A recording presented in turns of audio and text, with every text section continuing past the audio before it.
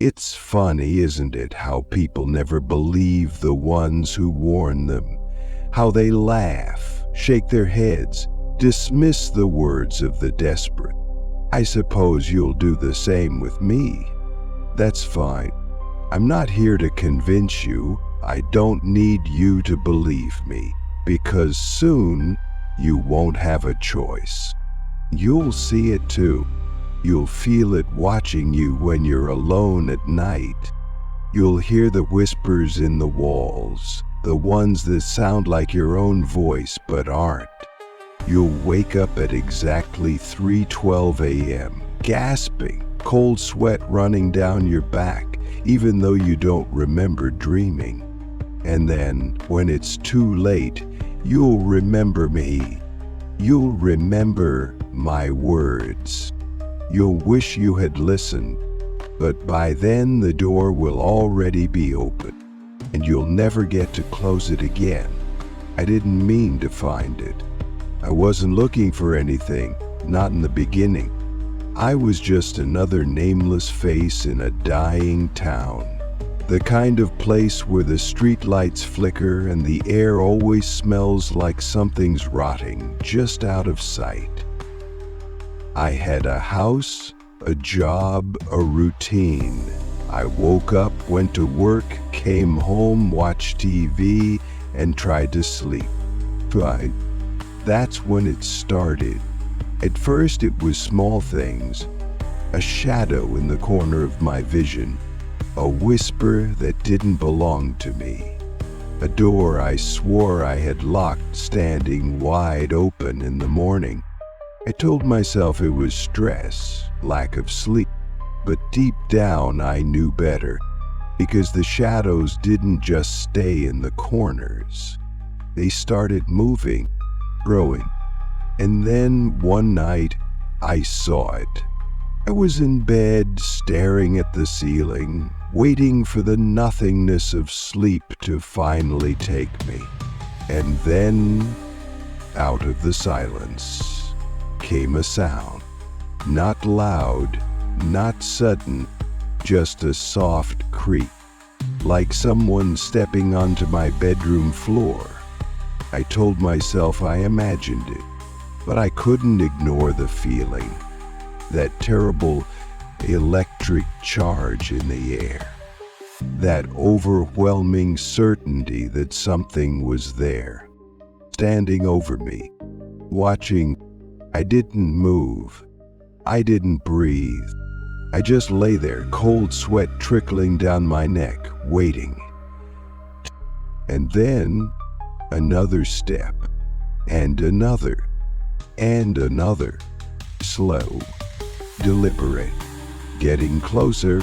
I wanted to scream, to run, to do anything but stay frozen in place.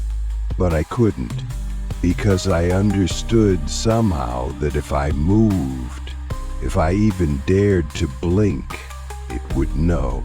It would know I could see it, and then it would take me. I don't know how long I lay there, staring into the darkness, counting the seconds in my head, feeling my own heartbeat pounding in my skull. And then finally, the sound stopped. The air shifted. The weight of the presence lifted. It was gone, or at least it wanted me to think it was. I didn't sleep that night. I didn't sleep for a long time after that, because I knew it wasn't over.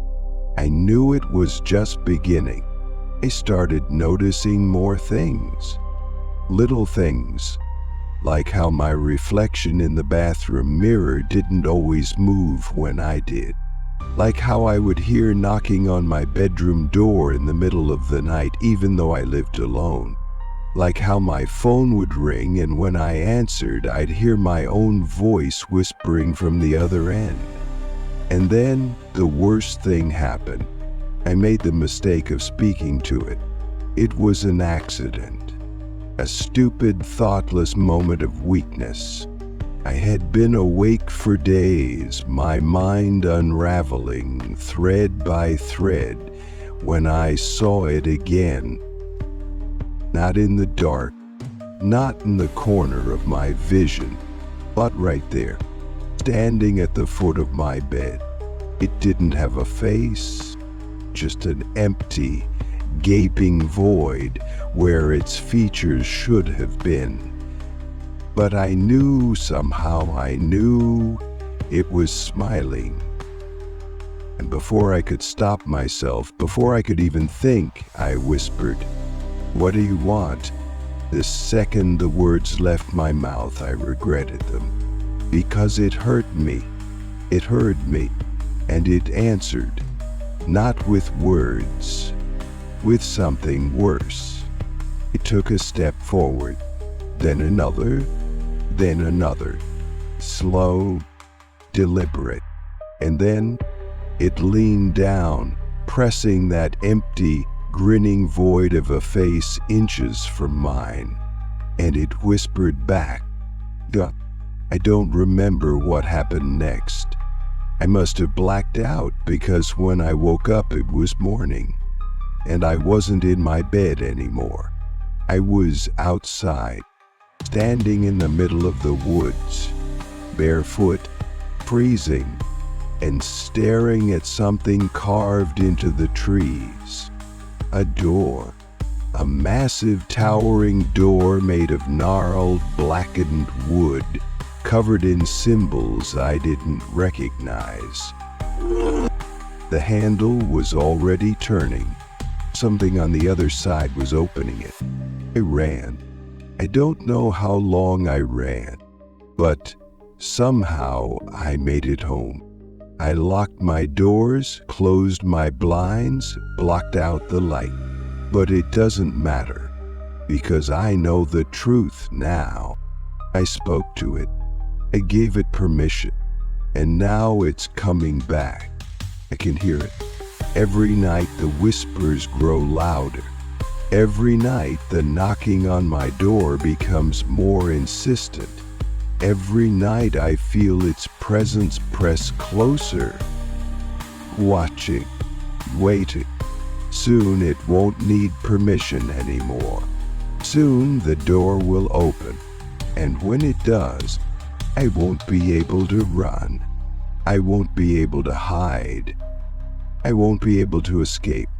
I just hope, God, I just hope that when it takes me fast.